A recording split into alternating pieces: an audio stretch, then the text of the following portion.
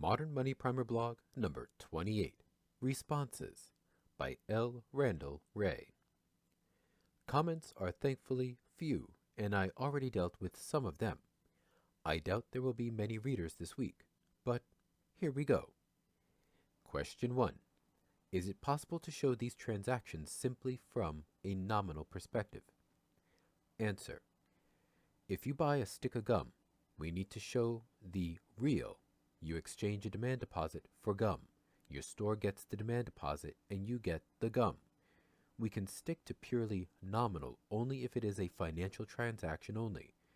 But you do pay money. The gum you buy was denominated in dollars.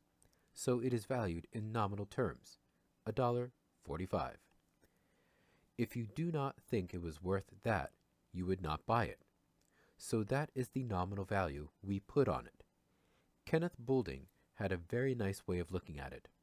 You exchange your liquid savings deposit for illiquid assets, gum. Then you dissave over time as you consume them. As Boulding said, consumption is destruction of your assets. You chew your assets away. He said you get no satisfaction from consumption equals destruction of assets. Tires on your car are a clearer example. You consume them over 5 years as you wear them out. You'd rather that they do not wear out, but they will. That is destruction of assets. It is a stock flow consistent model. Boulding has among the most clever and greatest of economists. Question 2. You wrote in blog number 24, referring to foreigners' accumulation of reserves, such as China's, neither of these activities will force the hand of the issuing government. There is no pressure on it to offer higher interest rates to try to find buyers of its bonds.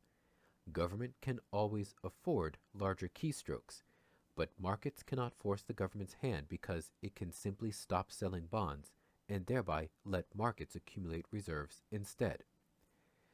In a world with self-imposed constraints like the US's, it doesn't have the option to stop selling bonds if it wants to deficit spend.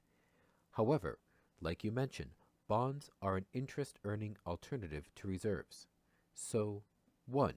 If bonds are an interest-earning alternative to reserves, is there an economic reason why the ultimate holder of reserves, whether it's China or whoever China sells dollars to, would not place their reserves into U.S. debt and at an interest rate consistent with the future paths of FFRs? In other words, it's generally understood interest rates on U.S. debt follow the expected future path of FFRs.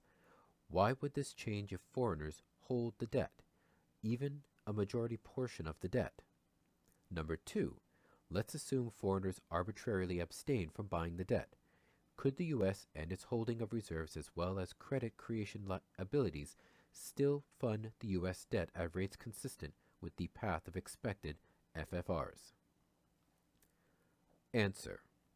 First, sovereign government can target any interest rate it wants. Overnight, short-term, long-term. It can refuse to offer long-term debt and instead stay at short end of market. Thus, it can offer Chinese 0.5% on 30 days or 0% on overnight. Period. They'll take the 30 days, but if they decide not to, so what? And in any case, all the monetary ops undertaken to let the Treasury spend have nothing to do with Chinese. It is the special banks in the U.S. Question 3. It seems if we take with which to buy rollover into new debt. However, in sort of a reversal from my alien scenario, why couldn't the U.S. just hold smaller, more frequent auctions to overcome any funding issues? Answer. It is not a funding issue, and yes, the U.S. can do whatever it wants. The foreigners are never in the funding part. It is special domestic banks. Question 4. Paul Kruger. Thanks. This is a nice exposition of the at least partial equivalence of different views of the process. To really prove a complete functional equivalence, it seems to me that you would need to show that the interest rate paid on government bonds was the same in any of the cases. Is that a correct assumption, or does that not matter for some reason? Question 5. W10. WH10. I believe at the end of Fulwiler's paper, he also comments that bank primary dealers can take on the government's treasuries in a manner similar to your case 3, as opposed to non-bank primary dealers having to engage in repos to obtain the deposits to purchase the treasury. Is there a practical difference between these two types of primary dealers? Can bank primary dealers handle a greater government debt load or do it more easily? What is the ratio of these bank primary dealers to non-bank primary dealers? Secondly, Fulwiler has commented to me that it is possible that a treasury auction could fail if the government conducted a treasury auction, say, 2 to 3 times the size of what it normally does, or some conceivable size. This is because investors do have to secure financing to participate in the auction, and they might not be able to do it readily enough with such a large issuance. Although, he says, the next time around, they'd likely have no problem getting things together, though this doesn't present an issue to a government normally. I think it does underscore a real difference between a government being able to simply spend first whatever it pleases, for example, if it had overdrafts from the Fed, and a government needing to sell debt to the private sector in order to spend. That is, the private does have to secure financing for a government debt auction to succeed. So just because the final balance sheet position is the same, the path to get there may be more obstructive in the real world. Usually it is not an issue at all, but it seems it could conceivably be. I just think these types of qualifiers are worth mentioning when teaching MMT to others who may be skeptical about government spends first, since it paints a more accurate picture and clarifies why the real world doesn't operate exactly like the general case of a consolidated Federal Reserve Treasury. Question 6. Neil Wilson. Savings, is there any benefit from all those extra transactions?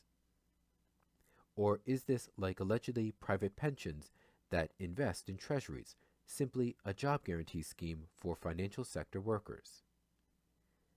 My answers. Paul, a treasury that understands what bonds are would only sell bills and so would have no impact on interest rates. That said, there might be an impact if Treasury tries to sell too many long-term bonds into markets. Solution: don't sell long-term bonds. WH. Scott is the expert and I won't disagree. And aliens might explode a supernova at some distant place in the universe precisely when the Treasury tries to auction, causing a temporary hiccup. We cannot possibly deal with every unlikely event. Treasury and Fed converse every morning to go over plans. They aren't going to try to auction off 3 times what the market can handle. In any case, the primary dealers are banks, so not sure what you are getting at. While the path could be more difficult in practice, it is not, except when Congress refuses to raise debt limit. And that leads to Neil. No. Obviously, all the intermediate transactions just introduce the possibility that something could possibly go wrong. You can be a much better boxer if you do not tie your hands behind your back and your shoes together. These constraints arise because Congress doesn't understand monetary operations.